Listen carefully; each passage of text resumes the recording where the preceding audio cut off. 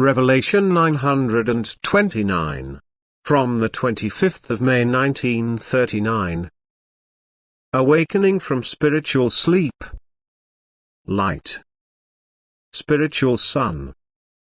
The day of awakening from spiritual sleep has no signs in advance, but suddenly a ray of light will fall into the darkness of the spirit, and who once has come into the area of the ray of light, goes after its source, and from now on it is light and clear around him and in him.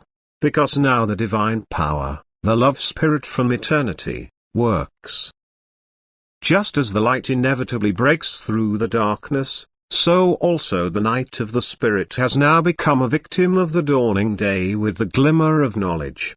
Everything that was hitherto hidden in darkness, comes to light and is exposed to every test and can now freely unfold and shape itself. And without spiritual knowledge it would be completely impossible to leave the previous dark state of mind.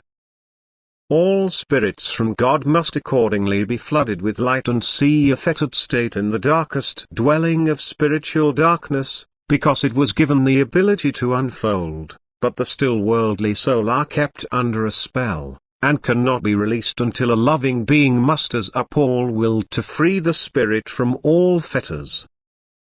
It is able to do much through its love, but also feels itself oppressed when it has to stand aside where light and life beckons, and it is in its power to change the dark night into brightest day.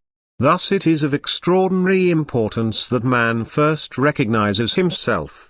That he is able to distinguish whether the state of the soul demands light or feels more comfortable in perpetual darkness of the spirit and therefore is not yet ready for illumination of the spirit.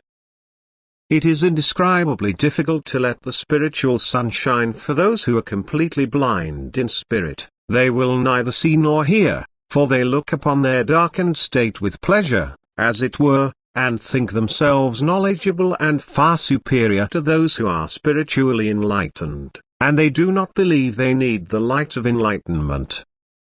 It is difficult to bring them help, and only a person who is constantly deficient can finally be seized by the desire for light, if he recognizes his state of soul as the cause of an unsatisfied life and is now intent on obtaining enlightenment of the spirit for himself, and thus consciously desires light. Amen.